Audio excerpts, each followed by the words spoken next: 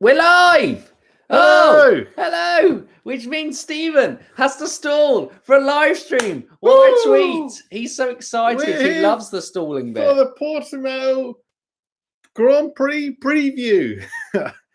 Portugal Grand Prix preview. It's second time on the F1 calendar. Great race it gave us last year. Lots of elevation changes, which if you saw our IndyCar dream calendar, all the track needs is elevation changes, and I'm in love. And a good backdrop. So it'll be exciting to see it back again this year with Red Bull on top. And we'll get into the preview today. Have I stalled enough? Have you tweeted yet? No, but I saw Cute Putin say hi. Hi, Hello. Cute Putin. Hey, Hi, Craig. Craig. Hi! It's the only letter of the alphabet that Craig knows. Afternoon, Katie. Hello, Ed. Oh, hey, Ed. Welcome. We're very good, thank you. Glad you're well. Oh, nice from college. I hope college is going well, buddy.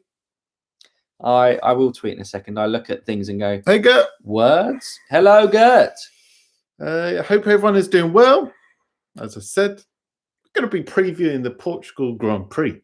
Portimao, Portugal Grand Prix. Portimao. Portimao. Portimao. Portimao. Yeah, I'd say Portimao GP. Hello, is there? Hello, hello, hello.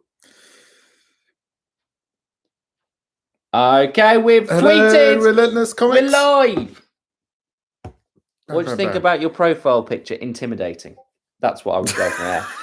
What's up, Infinite? What's up? So, Hello, preview. Infinite. How do we do this? How do we do? Have we done a preview before? Live? I'm not sure. We must have done. We must have done one for Imola. I'm sure we've been going for this. Yeah. Yeah, we must have done. Who How knows? did we do it? As always, we're going. Okay, let's go for classic predictions. Let's go for Who do you think is going to come out on top this weekend? Let's do like our IndyCar thing. Top prediction, podium. Let's do podium prediction. Okay, we're going to do a podium. We don't muck around here. We get straight into the business. Okay, yeah. Podium prediction. Scrap that. General thoughts on returning to Portimao. I think it's a great track. I see Azer's a big fan. Portimao is love. Portimao is life. Gianni. Hi, Gianni. It is a great track. It's something that we lose elevation changes. It looks like a proper racetrack, doesn't it?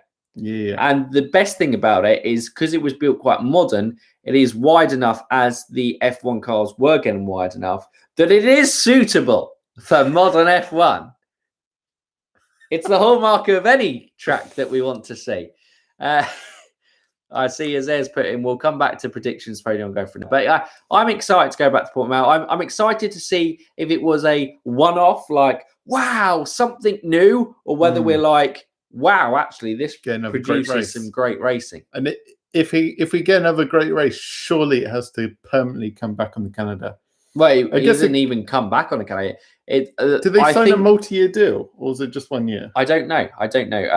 If someone knows that in the comments, let us know on that front. I'm sure it was just a one-off again. But yeah, that's what I would assume.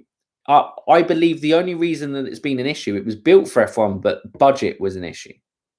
Yeah, but now they've hosted 2 F1 races. But yeah, they've got the luck of now people, and if they're both great races, I think they could probably draw in the crowds to make it financially viable. Exactly. To go from there. Be a great Grand Prix to go to Portugal. Yeah, local as well. Nice. Portugal is a nice country to visit. Very nice in the times I've been on holiday there. So yeah, once, but it was very nice. That one time was great. But yeah. What are people's thoughts in the chat? I've already said I'm excited. Teo is, hey guys, they've shortened the DRS on the main straight and added a second zone. Might be better. Ooh. So, well, obviously we know F1 relies a little bit on DRS for overtaking at the moment. So I guess that is go from there. The same Portimao people complain the DRS is too strong. Hello, Mr. Peng. Crazy. Yep. Hello, Lewis 2 for 2. For Portimao because he won the first one. There you go. Makes sense. Think about that. Okay, thoughts ahead of the weekend. Who do we think is going to be strong there? It's going to be Max versus Lewis again. Who's going to come out in that battle? I think Lewis. I'm with Mr. Peng. I think Lewis is going to win this one. I think Max. I think Red Bull still have the better car. I think they fluffed qualifying in Imola. Max should have easily been on pole. It should have been even a more dominant performance from him. Lewis was looking quick with damage, but I think Red Bull still have the best car. I think Max has got some nerves out the way. He's won his first race of 2021. Full send it. Max is going to win with Checo on the podium. Red Bull take lead of the Drivers' and Constructors' Championships. For the first time, Mercedes haven't led since, was it 2017? Probably, something like that. Something stupid like that. I hear everything you say. Okay. But I think it's Lewis. I think Lewis is the guy who tends to bounce back. And I think it's just going to be back and forth between the two. But I think this is a sort of racetrack that suits Lewis more. I don't really know what I'm basing that on. That's kind of almost like an empty statement. But it sounds good. It sounds like something a pundit would say. Yeah, I think the characteristics of Portimao really suit Lewis Hamilton's driving style. So that's why I'm going to pick Lewis. The real reason is I really can't pick it between the two, but my gut feeling says Lewis. Okay. So that's it. But the characteristics of the track at Portimao definitely suit Lewis.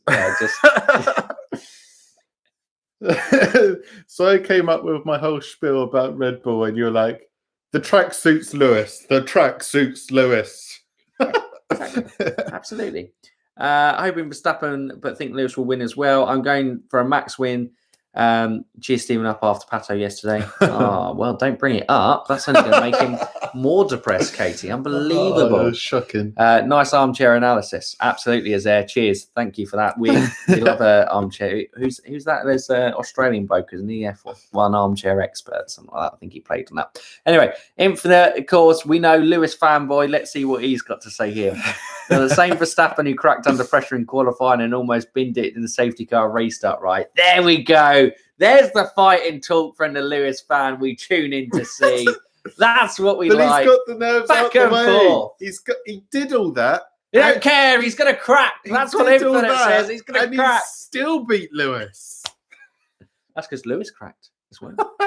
Just go. It'll be very interesting to see how Red Bull do this race. They finished over 30 seconds off last year. Hoping they'll be stronger. Absolutely. Well, Portimao is basically just Barcelona just done right. And Lewis superb at Barcelona. See, Mr. Peng has put a more convincing argument forward than me. This is basing it off an absolutely dominant Mercedes that hasn't been touched. Yeah. Ferrari got a bit close.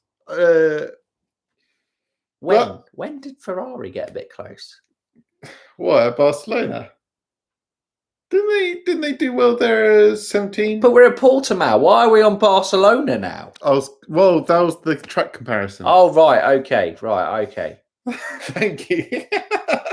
I got confused where we gone there. Look, we can't base predictions off history because in the hybrid era, other than Ferrari, which Mercedes did come out on top. And we haven't seen Red Bull challenge Mercedes. We haven't seen Max challenge Mercedes. We're in unknown territory. Yeah. Okay. Yeah. No, we are. You know, one team I think we can guarantee to do well, I'm about to curse them with a proper commentator curse here. McLaren. They'll smash it this weekend. Easy. You know what? I might even go for a 4-5 because I do believe Checo's going to get in the podium and Bottas will be off somewhere in the hedges. No, that's harsh on Bottas because I don't think there are hedges at Portimao. But no, I just don't know what to expect from Bottas. You'll see tomorrow in the F1 Fantasy review. Out of those guys, I really just don't know. With Checo as well, in fairness, Checo and Bottas, I don't know what you're going to get from them. Yes. So when I was harsh on that, but I back Checo more for a podium than what I've seen from Bottas. Yep. Although Bottas got a podium in the first race, didn't he? Yeah, but it was like 10 seconds behind, and then he did a pit stop. So Don't like 30 talk seconds about behind, it. and- Talk about it. Let Danny we go. Rick for pole. Yes. Oh, yikes. All right. Stop trying to curse the poor bloke. Hey, unbelievable. Hey, you JB, how have you? Hey, JB. Guys heard of the sprint race format being announced? No. Is there been new stuff? Do detail us in chat and we'll read it out. Bottas P9 in a Mercedes, embarrassing. Checo was disappointing last weekend, though, needs to do better. Yeah, they both need to do better. Go from there. Thought on Jack Villeneuve's comment about Bottas. Oh, no, what has he said? I've missed this. Oh, I remember that. I saw it. I'm thinking... Or to save Stephen the pain of thinking, someone just say it in chat. I remember he said Williams' title bid for 2022 is unrealistic. I think he just called Bottas terrible or something like that. I think he said it wasn't good enough or it was just poor. His pace was poor. Hey, Jacques Villeneuve is a world champion. He can diss everyone. Yeah. Yeah. But, you know, a lot of people will probably go, well, he was rubbish in the BAR, in a rubbish car. In the 2 years he had a championship contending car, he finished second in the rookie season and first in the second season, matched Hamilton. So basically, Jacques Villeneuve is as good as Lewis Hamilton, is what we can discern from. That's rage in chat. Ferrari, I think, will do well. Yep. I want to see my one thing I want to see this weekend is a Max Verstappen win. But besides that, is AlphaTauri to have a clean race weekend. I was going to say less so AlphaTauri, more so Pierre Gasly to have a clean race weekend. I want to see Yuki have a clean race weekend. We had a clean race weekend in Bahrain. Yeah, kind of, but then He stuffed qualifying. Yeah. Okay, so you want a complete weekend from AlphaTauri so we can accurately judge what they're looking at. I think they could be quicker than McLaren and Ferrari on race pace if they just nail the strategy. But they just haven't given us a good picture. There we go. That's what I want to see. That's what I want to see. Just need to know the races will be 3 hours. Yes, it's been announced. Getting Bottas. Bottas having 57 podiums in F1 is absolutely fraudulent and criminal. Yikes, there. Don't hold your words back there, mate. But it won't matter much since they won't reverse the grid. Yep, more podiums than Niki Lauda. Absolutely tragic. Yeah, but this is what I don't... Yeah, obviously, people will say... This, I'll go back. There can never be a greatest of all time. Because, you know why? It's because stuff like that is in the stats. Like, people will say Lewis has the most race wins, has the most podiums and stuff like that. Well, also, he's competed in a hell of a lot of races as well. Like the greats of the past, like the Lauders, the Fangios, the Jim Clarks, they just didn't compete in as many races. So, and the seasons were a lot shorter. So it's so difficult to compare on those basis. So yeah, you can say that Bottas is Bottas was very good in Williams. I'm going to give you credit there, Infinite.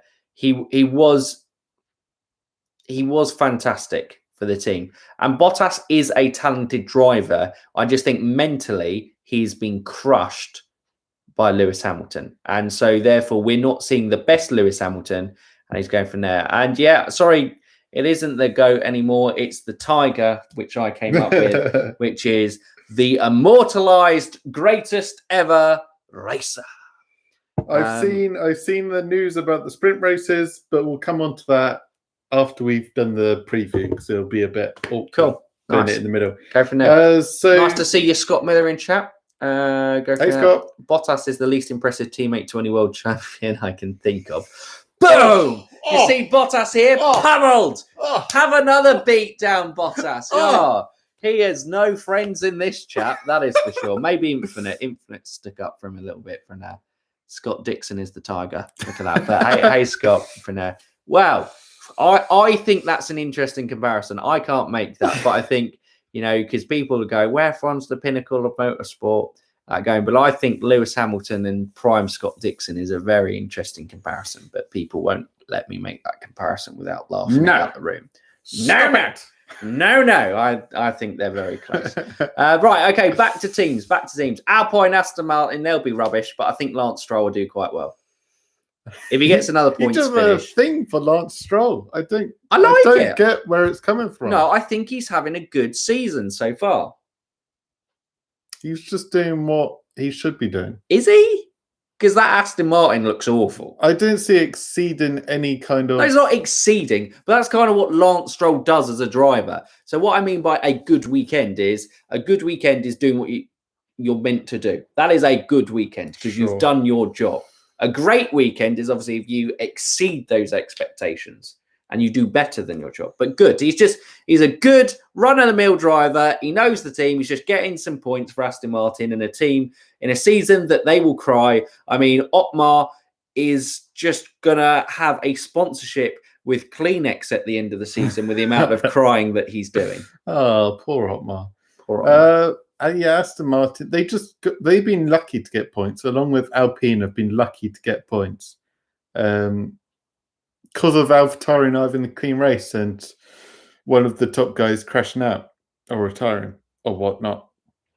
But yeah, I guess Lance Stroll, you could call it good for doing nothing spectacular. Tara's causing a fuss.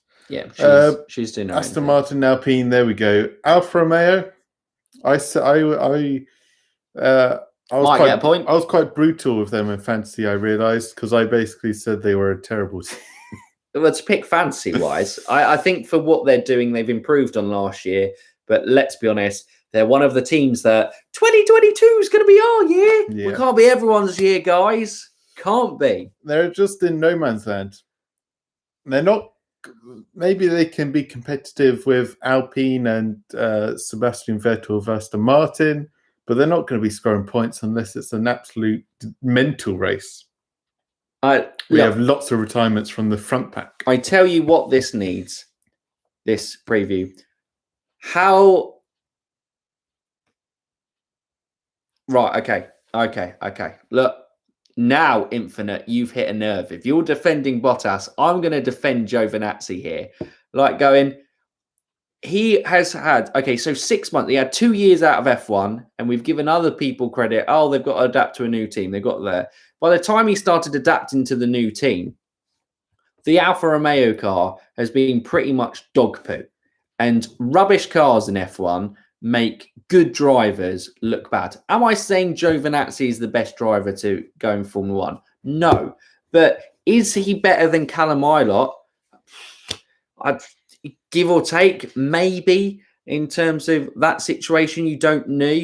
But Kimi Raikkonen is still performing at a high level. Giovinazzi is competing with him regularly in qualifying. He's had the hardest teammate out of any of the guys to recently come back into Formula One. And, he's been pretty close. Who would you say is have a harder teammate? Ocon. Okay.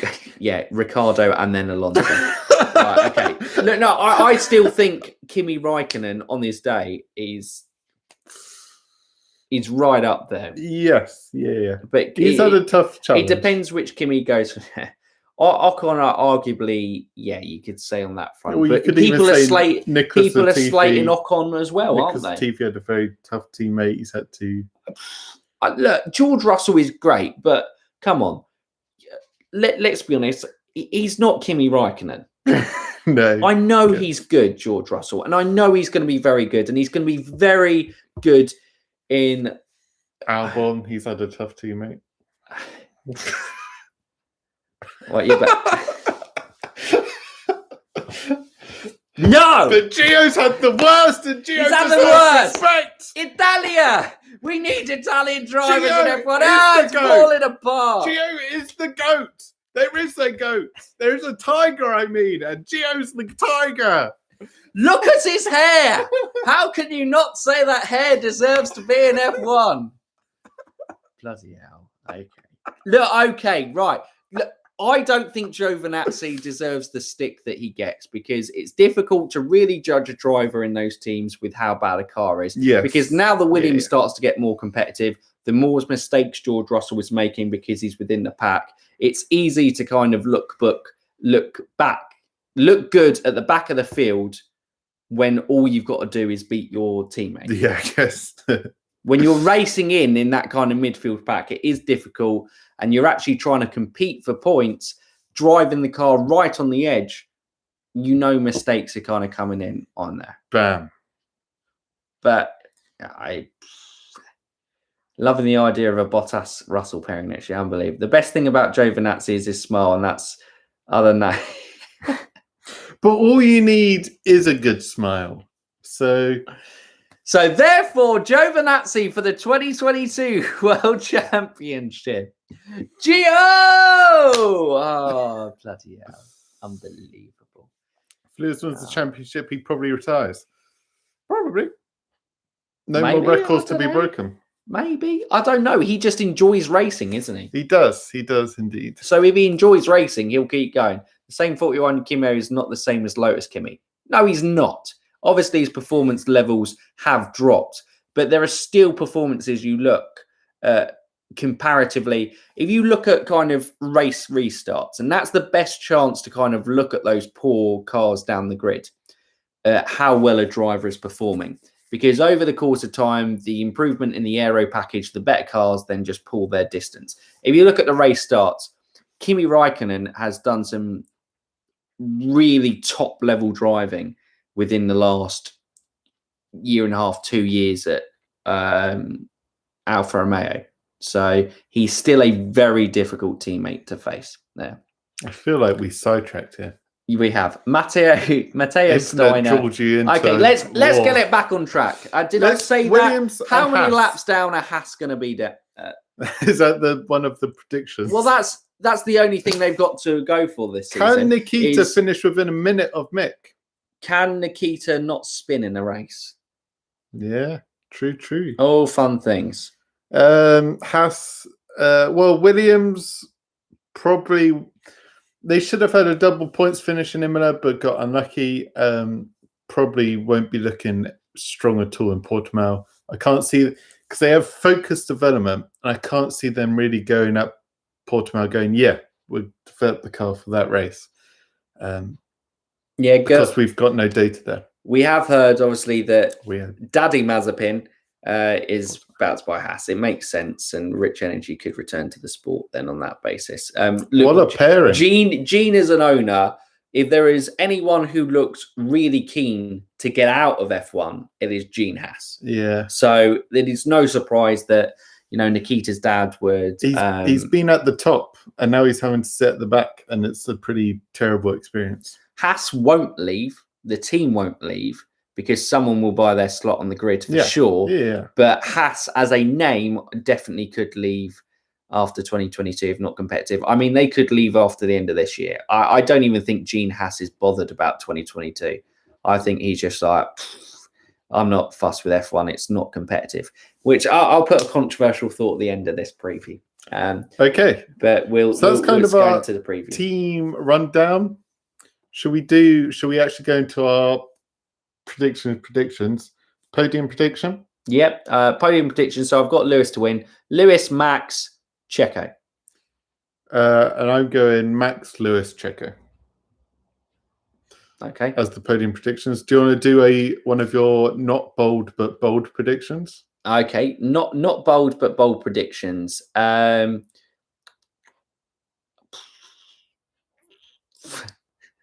Giovinazzi will finish in the points. I thought you were going to say Giovinazzi to win. Gio wins after every single car crashes out other than Alfa Romeo. Gianni, Max, Lewis, Lando. Infinite, Lewis, Max, Lando. JB, Verstappen, Hamilton, Rick. That's bold, JB. Rick to bounce back this quick. PQS. Ernsky, you guys make me pick Checo again, and then he'll screw it up again. We're sorry. Checo let us all down. I'm sorry. We're back. Max, Lewis, still. Lando. A lot of people backing Lando on the podium. I mean, it could be interesting. Mr. Peng, Hamilton, Bottas, Perez. Is that Max to crash out? Vimbai, who won last year? It was Lewis Hamilton. I've realised Mickey's better than George on Fantasy F1. They're close at so the moment. far. So George far. would have outscored Mick if it wasn't for the Bottas incident, but that's racing. That's F1 for you. You know, swings and roundabouts. It can go really well. It can go badly. Russell I mean, that's would have racing scored for you. mega points in Imola. Yeah, in fairness, Josh won 3-2 GT. He's probably picked the podium. Russell, Gio, Tsunoda. I think that's probably the podium. Absolutely right. Correct. Sorry? Foscast, Norris, Verstappen, Hamilton. That's bold. Not my real prediction there. Okay. Who shall I put in fantasy? Guys, we've got our F1 fantasy. If we got a bit of time at the end of this, we'll go through some fantasy stuff. But obviously, F1 Fantasy Weekly, where we properly go through our thoughts on those things, will be out tomorrow. Races like Imola, where the Williams were very competitive, Russell will smash Schumacher on fantasy. Yeah. I'm just not sure what other weekends they will focus on. I can't remember. Don't know. I can't remember where they were good at. All I remember last year was Imola. They did look very strong, so kind of expected them to be strong again. I can't. There's got to be a few more races there. Yeah. What was your bold but not bold prediction? I didn't realise I was doing one. I presume we were all doing one. Scott Miller, Hamilton, Verstappen, Leclerc. Leclerc! Yeah, I can see Leclerc having a good race. Nice podium there, Scotty boy. Pato will smash everyone on fantasy. Absolutely, David. Yep. Pato is the tiger. The only prediction with 100% chance of being right is that Mazepin will spin at least once. Okay, that's my bold but not so bold prediction. Mazepin will not spin. He will not exceed track limits, and he will finish that race within a minute of Mick Schumacher. It may be 59.9 seconds, but he will finish within the second of Mick, and he will be in one piece, and no spins. Verstappen, Hamilton, Josh Revel, Latifi. Welcome, Josh. Hope your all-nighter is going well, or all-dayer, or wherever you are in the day. Have you? I mean, the video's out. So, yeah, go check it out. Josh is now just surviving on fumes. Now, honestly, expect Max to beat Lewis most of the time. Interesting, Mateo. I think it's far too close for that. Right? Should we go controversial? Is that the rest of the preview? If that no, star pick. Star pick. Oh, look, we're getting our IndyCar stuff. Star pick from the weekend, Lando Norris. I just think he's in the zone at the moment. It's not really a star pick, but I'm going to go Checo. I'm going to say Checo gets the podium, but also is kind of in the fight for the lead. He's not really in it, but he's like there. He's more in it than Bottas is in the fight for the lead. And because he's had two terrible, an off race in Bahrain because there was a recovery drive and a terrible race in Imola, if he gets a podium and a strong race, I feel that's a star performance. Okay, nice. Scott, are you saying that Haas will retire within a minute of each other? Bold pick. Nice. Checo needs to keep the car on track. Oh, look at this. Infinite again. What Bottas gets pummeling. He's like, leave my boy Bottas alone. Checo, he's down. Hey, Checo. Bam. Get thing. You're going to do cricket, Mike, tomorrow. We'll see. We'll see if we can get like an F1 stream tomorrow. I think we should be able to go on that basis. Oh, really? My bold prediction, Tsunoda will not swear. Love that one. Good one.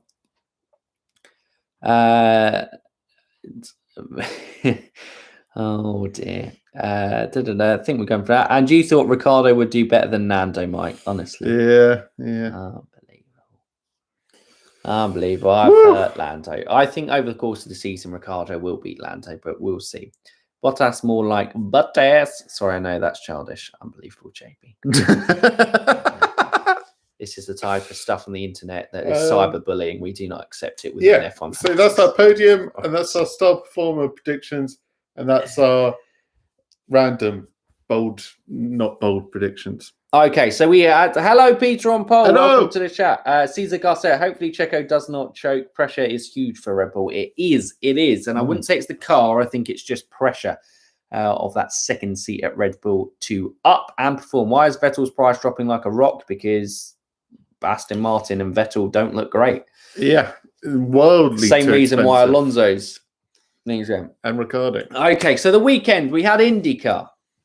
here's a discussion. Okay. So I think it's an interesting discussion to have. Yes. Okay, and Formula E, and I'm obviously ready. Formula E were the first one to go on their thing. Valencia, the first race, wasn't great. Had a bit of drama at the end with the batteries stuff. No power. No power. No power. Who didn't pay the electricity bill? Naughty FIA.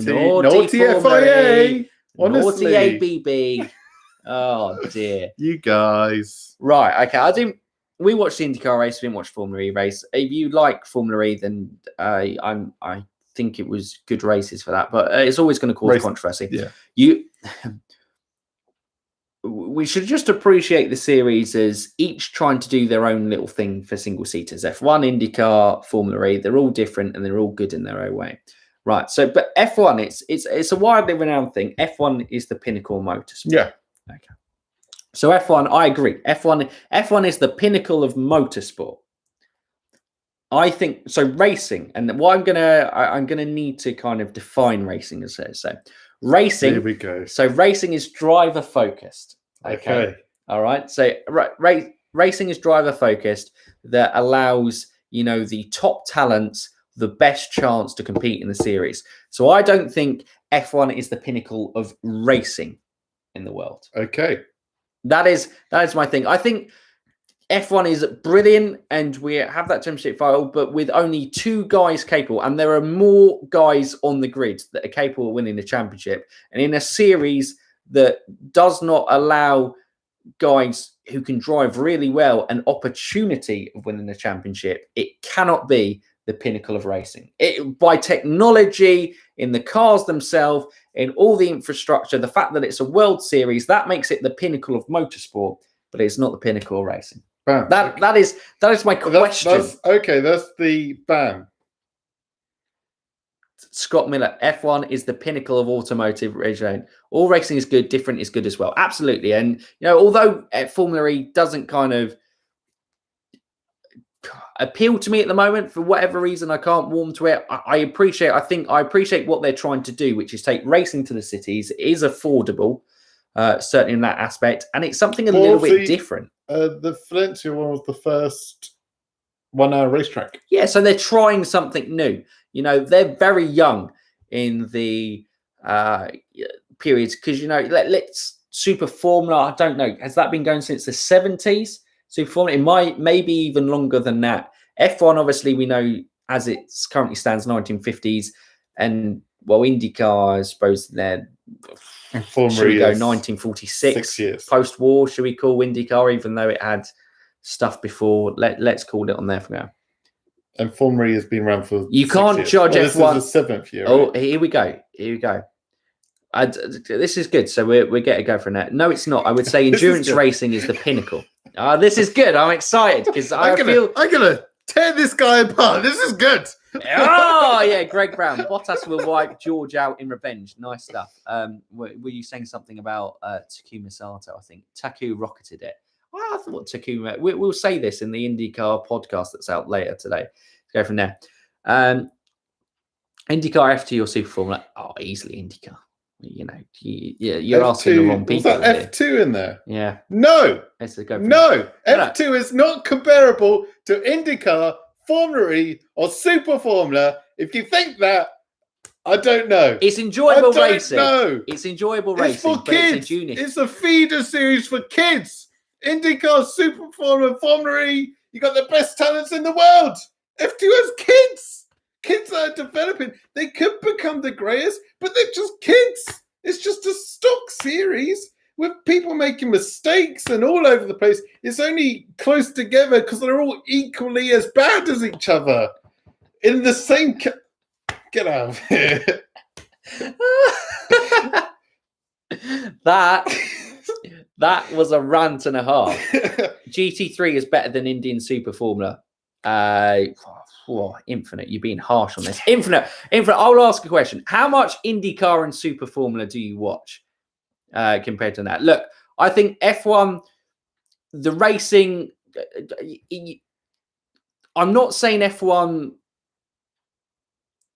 is bad for not being a spec series. It's always been good, but F1 is a bad period. I would say F1 was the pinnacle of racing between, shall we say, 2005 and 2000 and we can still to the start of the hybrid era. Good That was definitely the pinnacle of racing. Yeah. 2012, I'd even go 2013 still. I know Vettel dominated, but I'd still say it's the pinnacle thing.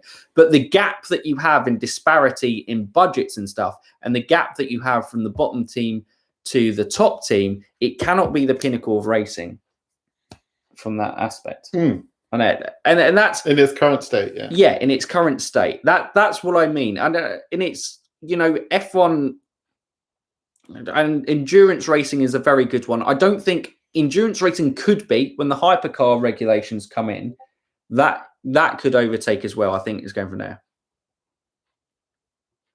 I watched like 35% of IndyCar and Super and like 2% of NASCAR. Nice. F1's most competitive days were the 70s when almost everyone has a Cosy.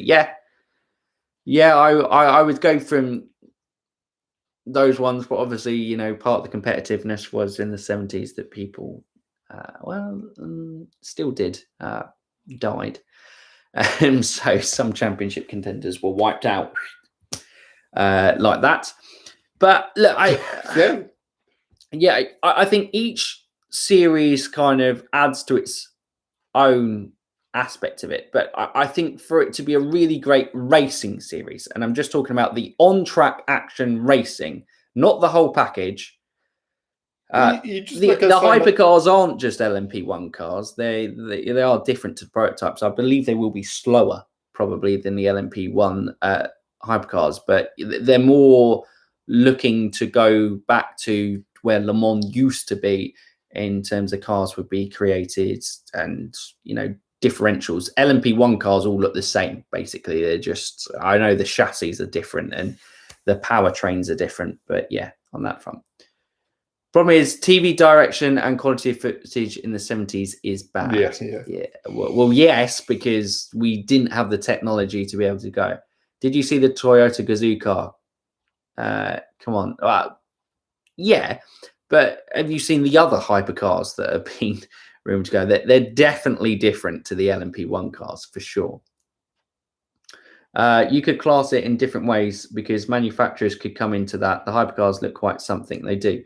Also, was anyone watching Monaco Historic last weekend? Why did some of the cars sound like modern V6? I saw you tweet about that, is there? Yeah, I can get that. Maybe they upgraded the engines. I would doubt that they've finally done that. But maybe it's just our hearing over time. But that sort of size of car in F1, you're never going to get that small again. But that's the ideal size of car for a street vehicle. Isn't that part of the regulations? Cars are getting slightly smaller? Yeah, they are, which is positive. Go from there. If Nick De Vries does well in Formula E this year, could he get a Williams seat next year? Potentially. Maybe. But I don't make Toto happy. But I don't know why Nick De Vries would want to go to Williams. This is what I mean. Yeah. If you're a driver, there are so many drivers who can't show what they've got because they aren't in the financial position or they aren't in the right place at the right time to be in a good car. I mean, look, if George Russell was in Formula E or IndyCar, he would be up competing for the championship in a year because of the car he'd be in. In Formula One, it isn't because he hasn't got the ability to compete at the top. It's because he's in a terrible car that he can't compete at the top. And even for points, he should at least be competitive in the midfield. So, yeah. Yeah, because Nick De Vries has got a good deal. He's in Mercedes in Formula E. He can compete for wins and championships. Maybe it's not at the top of the pyramid in motorsports, as you're saying, it's the pinnacle of motorsports. But you kind of want to go into F1 to compete. And if the doors aren't open, Williams isn't a door that you want to go through. Just enjoy that success. And Formula E is growing in popularity. And also, so you'll be a very popular driver. From what I've looked at, well there. I can understand, because the IndyCar guys don't get paid very well at all compared to like F1 and other things. But Formula E guys are actually getting paid quite a decent wage, and especially Mercedes now. It wouldn't even be financial. It's a bit like Jean-Eric Verne came out and said. He was like, I would only return to F1 if, say, Mercedes offered me seat. Go on, Jean. Well, yeah, but he's a two. Yeah. He's a two-time Formula E champion, and he had consistently performed at a higher level. Yeah, go from there. Fair. But yeah, there is no money in IndyCar. More people watch NASCAR. Yes, they do, because there are more complicated issues into why. And you can watch some great series on the Indy Fanatics as to why that happened.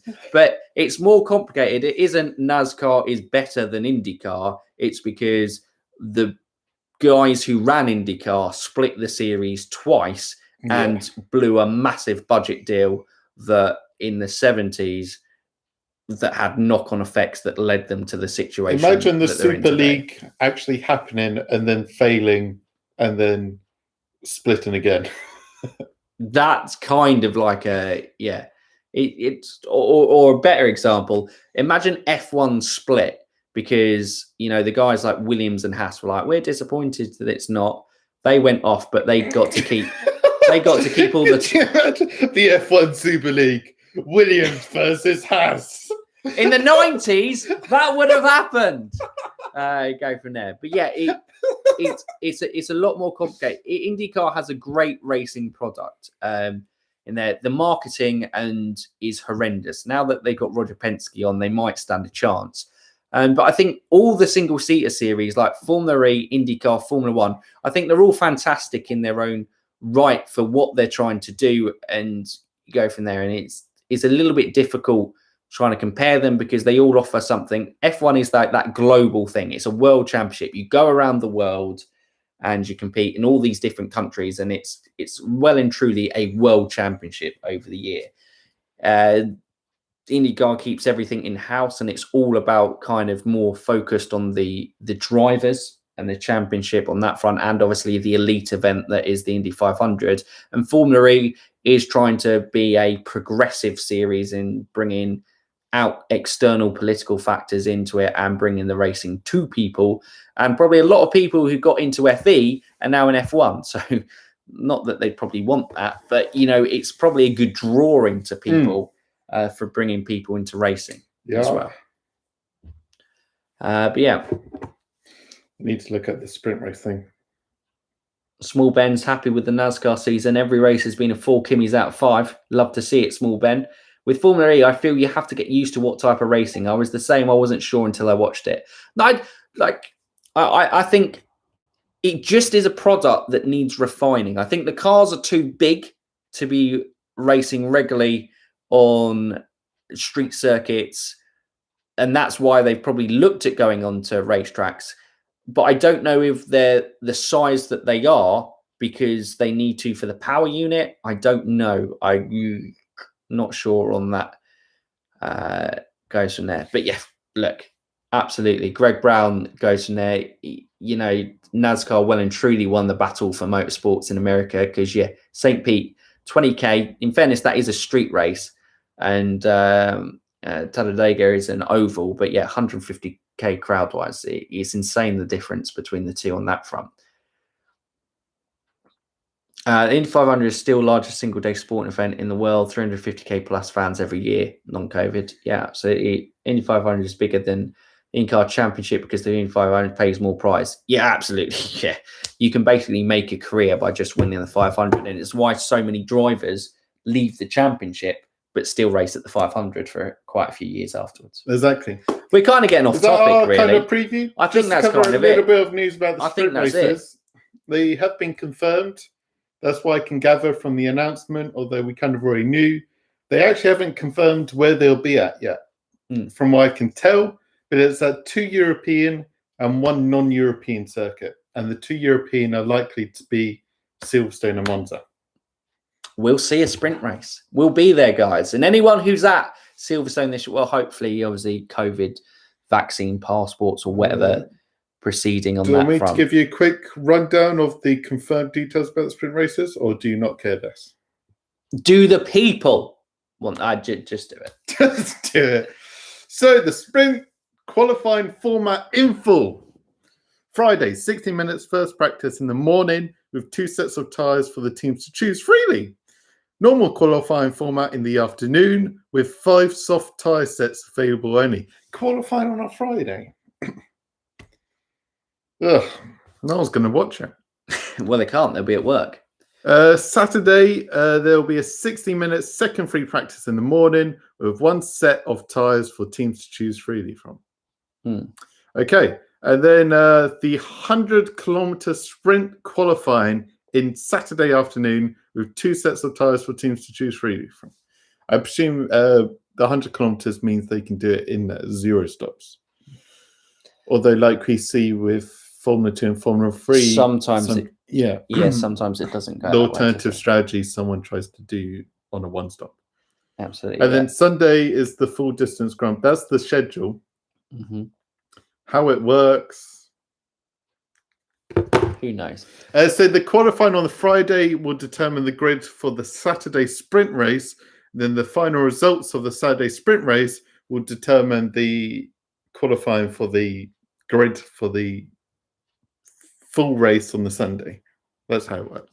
Yeah, I would say you basically have 2 qualifying sessions, but one's a race. Yeah, I agree. Infinite's going, they're honestly forcing this sprint race idea for money because this just adds more work for teams.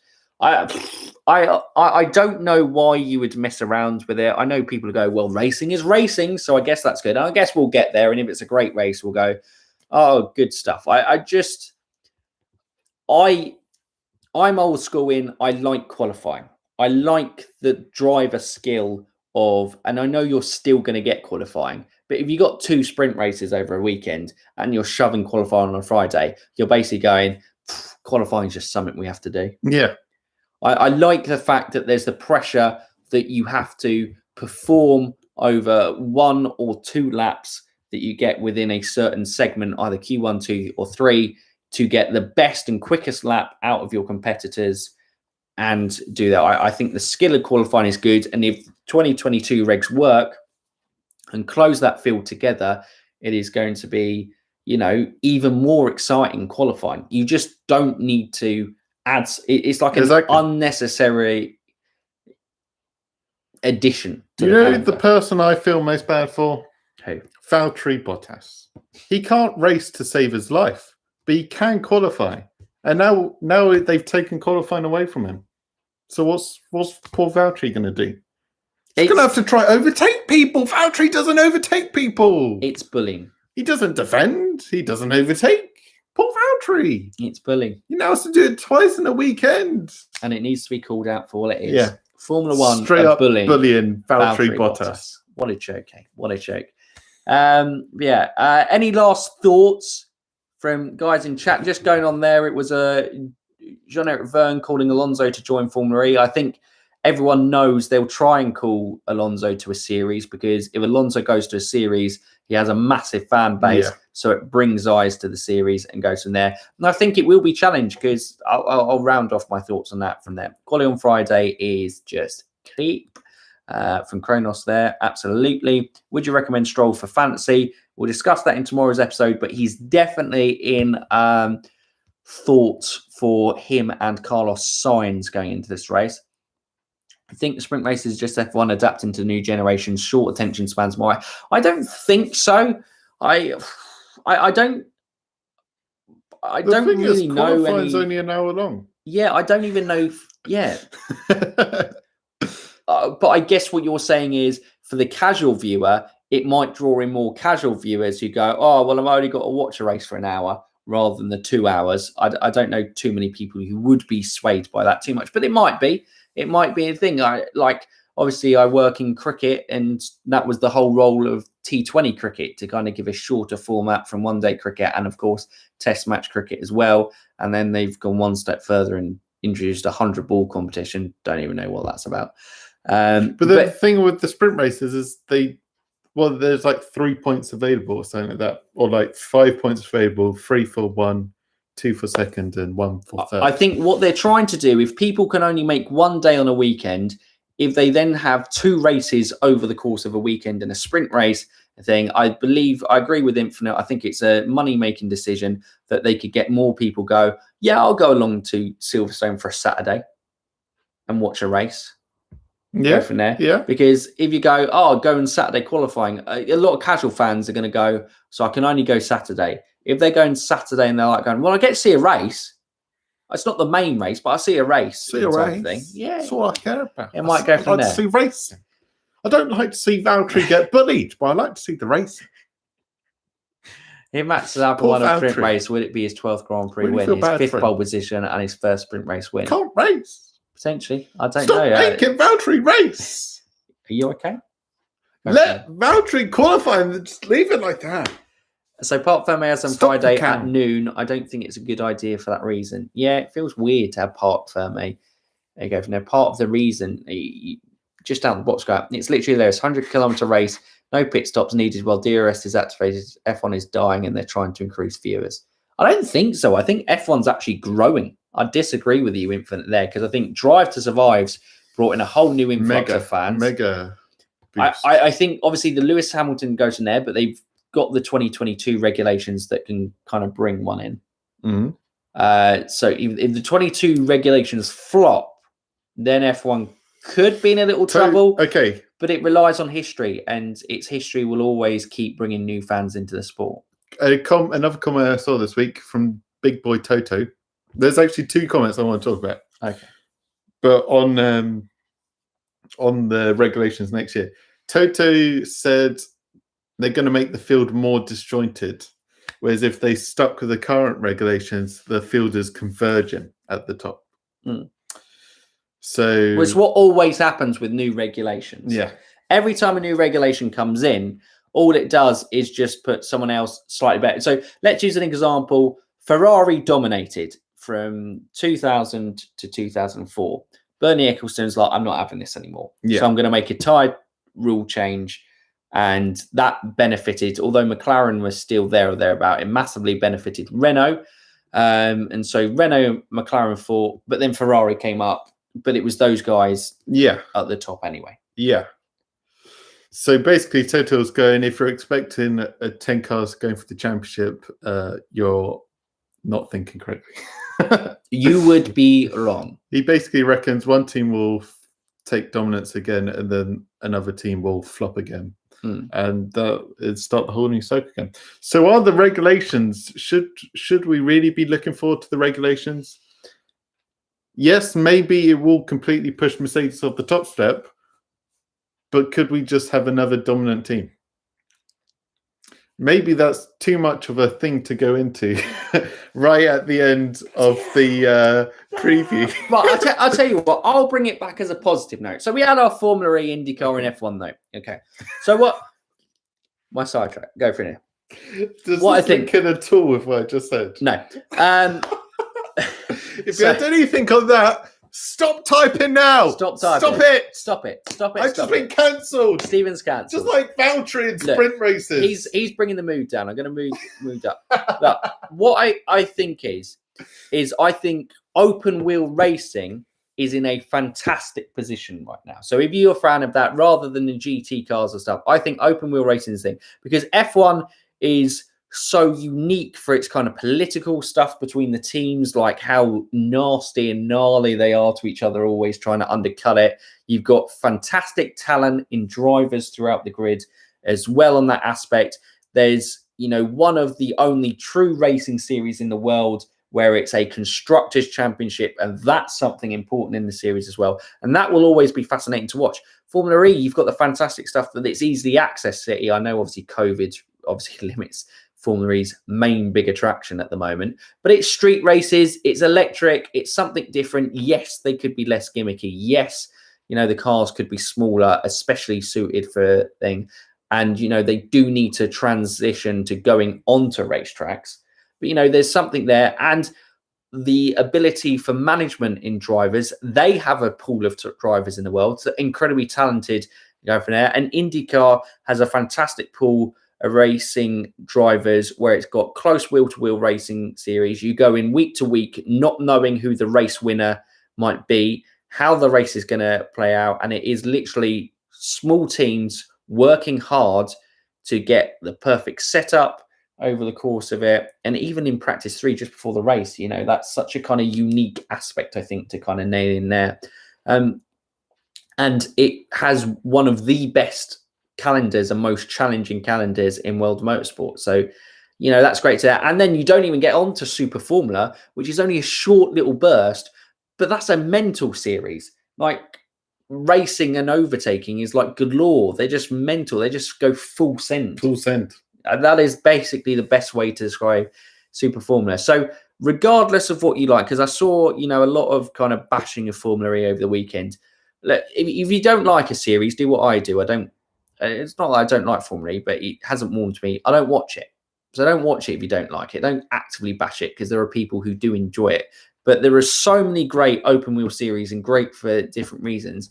People should just enjoy them. Just enjoy it. So that's a positive uplift.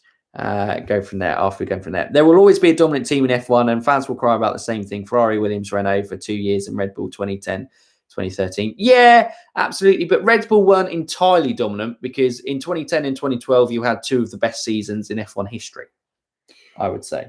Because Fernando was involved. No, because like 2010 was that it's just a championship battle. Yeah.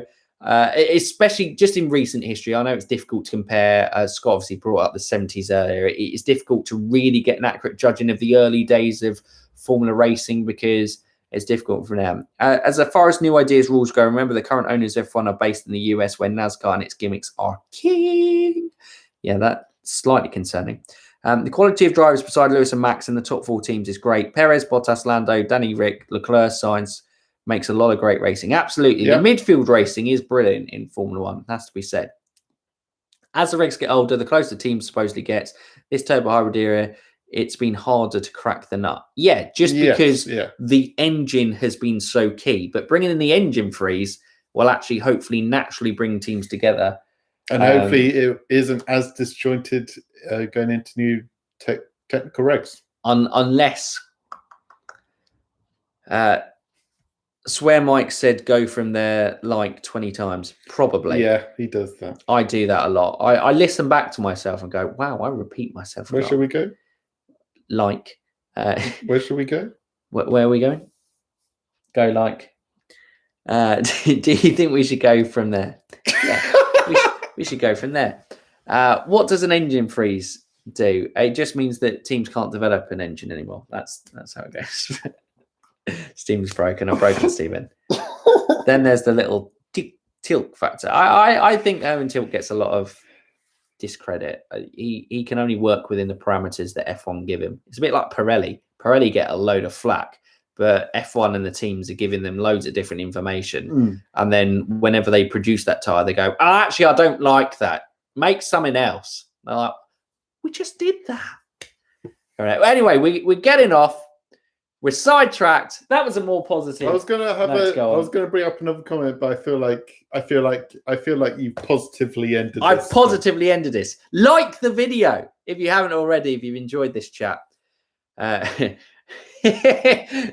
Gauls Infinite getting his dig at Red Bull as he goes. An engine freeze occurs and Daddy Horner cries to the FIA. Oh dear. Steve, you okay, mate? I don't think so. Hope a new team joins F1. Too many good drivers out of the seat, especially with 3 paid drivers on the grid. There's always going to be paid drivers in F1. Checo's a paid driver. It's just what happens. F1 is an expensive sport, and by its very nature, until F1 becomes less expensive, but then you can't get the technological advancements. It's a double-edged sword. You can't swings and roundabout type of thing. Yeah.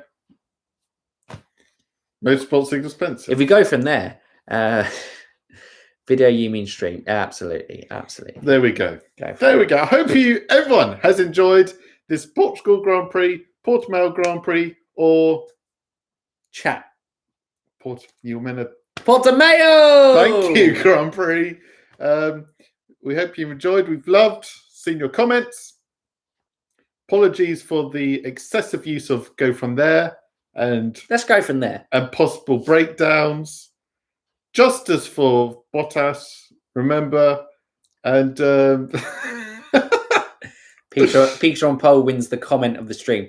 25 people watching and only 13 likes. You absolute enemies of progress. Absolutely. It's a disgrace. But yes. Now you tell Moto Meerkat that, Infinite. He's the one who's a big fan of Portimao for some reason. So yeah, I hope everyone enjoyed. We've enjoyed having you here. That's our preview. We're done. I'm going to read Scott Miller's question to end, quote to end on here. Go for it. Okay. All rides are bought. Sometimes the currency is talent. Ooh. And at F1 Fanatics, we have no talent. We just have loud, shouty voices. But thank you for joining us on that one. It's always good to chat. Well, we don't. We just chat stuff. We just talk. Our talent's talking, technically. And that's brought us a lot of viewers today. Shouting. Yeah. Well, you shouted. I mean, you had a full-down mental breakdown. Well, that's when people compare F2 to IndyCar and Super Formula. Okay, That's what I get. Let's not. Luckily, they didn't bring F3 into it, because that could have been another 10 minutes of me shouting. Greg. Yeah, sorry, Greg. The Portimao thing was like in the first 20 minutes. We went off a massive side track on there. Still going then. Yeah, absolutely. Still going. But see you later, everyone. Thank you for joining us. We'll leave. Have a great rest of your evenings. We'll stop wasting your time now. We'll be back tomorrow with F1 Fantasy Weekly. That'll be a video release there. Everyone enjoy the Portimao Grand Prix, and obviously we'll be back next Monday for a review. Stephen's waving hands going to get in. Lots of screaming about the guitar. Absolutely. This waving game is difficult. It's strong. It's a strong waving game. But guys, if you are new around here, drop a subscribe. We'll see you there. Oh, it's chaos as always. See you later. Have a good one. So for now, UF1 fans, keep racing.